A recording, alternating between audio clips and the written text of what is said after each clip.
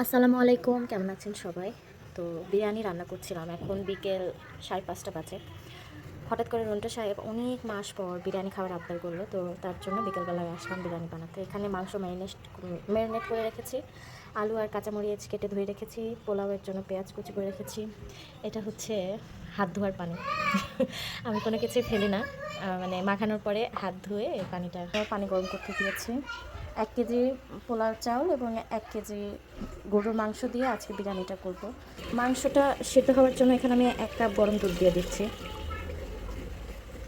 আমি বাদাম বাটা দিয়েছি, তো এই জন্য লেগে যাওয়ার সম্ভাবনা খুব বেশি থাকবে। এই জন্য আমি 1 কাপ দুধ দিয়ে দিলাম, এটা দিয়ে সিদ্ধ হবে। পানি দিয়েও করা যাবে, তো আমি আবার বিরিয়ানিতে আলু খাই, এজন্য আলু দিয়ে দিচ্ছি। সবাই খাই দেখি, মানে বেঁচে থাকে না, যাই হোক। আমার হাতে বিরিয়ানি যে খায় সে বলে কি যে এটা বিরিয়ানি না, এটা কাচ্চি, মানে বিরিয়ানিটা খেতে একদম কাচ্চির মতো লাগে। এই জন্য আমি একটু আলু দিয়ে দিই, কাঁচামরিচ দিয়ে দিচ্ছি ফ্লেভারের জন্য। প্রেশার কুকার শেষ উঠাচ্ছে, আর এখানে পোলাও হয়ে গেছে। আমি বিরিয়ানিতে পোলাও এবং মাংস সবসময় আলাদা রান্না করি, এই জন্য হয়তো সবাই আমার বিরিয়ানি খেয়ে বলে যে কাচ্চির মতো হয়েছে। তো আমার কাছে এটা করতে ভালো লাগে, মনে হয় যে এভাবে করলেই ভালো হয়। তাছাড়া যারা মিক্স করে বিরিয়ানি করে তাদের বিরিয়ানিও আমার কাছে খুব ভালো লাগে, তবে আমি এভাবে করতেই স্বাচ্ছন্দ্য বোধ করি। এটা আমি আমার ননদের কাছ থেকে শিখেছি।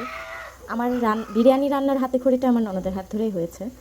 আলহামদুলিল্লাহ, মাংস নাকি সিজেছে, আমিও দেখলাম সেজে গেছে। তো সবার আগে প্রথমে সাবধানতার সঙ্গে আলুগুলো বের করে নিব এবং মাংসগুলোও বের করে নিব, কারণ দেখতে পাচ্ছেন যে অনেকটা ঝোল রয়েছে, পানি পানি হয়ে আছে।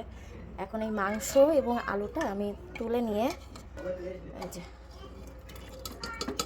এই যে ঝোলটা আছে, বেশ অনেকটা পাতলা ঝোল। এখন এই পাতলা ঝোলটাকে আমি যতটা সম্ভব শুকিয়ে নেব।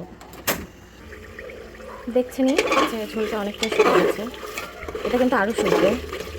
মাংসটা দেখেন একদম সব কিছু, তেজপাতা, দারচিনি, এলাচ, কাবাব চিনি সব কিছু বের করে নিয়েছি, কারণ বিরিয়ানি খাওয়ার সময় এগুলো থাকলে আমার খুবই বিরক্ত লাগে।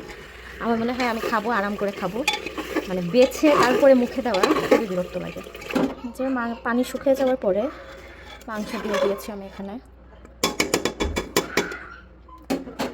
আর এখানে পোলাওয়ের 3 ভাগ, 1 ভাগ রেখে দিয়েছি পাতিলে, আর 2 ভাগ এই ডিশে রেখে দিয়েছি। এই যে আলু মাংস, এখন এটাকে আমি সেট করব। শুরুতেই আমি পেঁয়াজের বেরেস্তা গুঁড়া করে ওর মধ্যে চিনি এবং গুঁড়া দুধ মিশিয়ে রেখেছি। এখন এগুলো একে একে লেয়ার করব।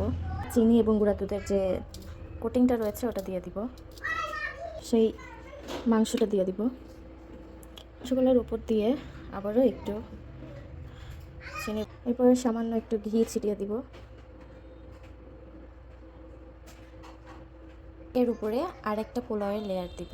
তো এটা ঢেকে দিয়েছি। এভাবে আবার এর উপরে আরেকবার মাংস লেয়ার, বেরেস্তার লেয়ার দিয়ে আরেকটু ঘি দিয়ে এভাবে কয়েকবার লেয়ার করে নিব।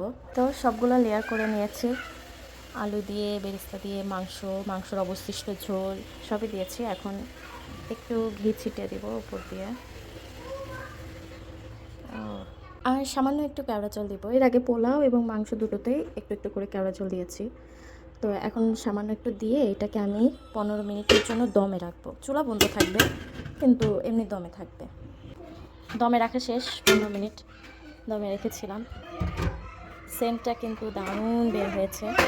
এখন রন্টু সাহেব এটাকে মিক্স করবে। রন্টু সাহেব একটু মিক্স করে দেন তো।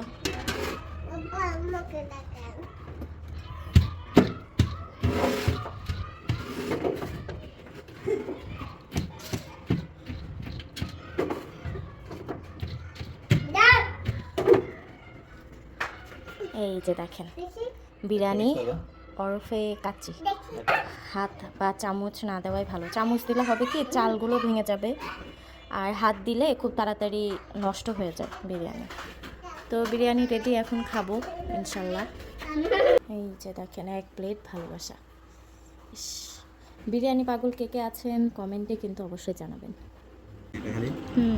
পোলাওগুলো দেখেন একদম ঝরঝরে, মাশাল্লাহ।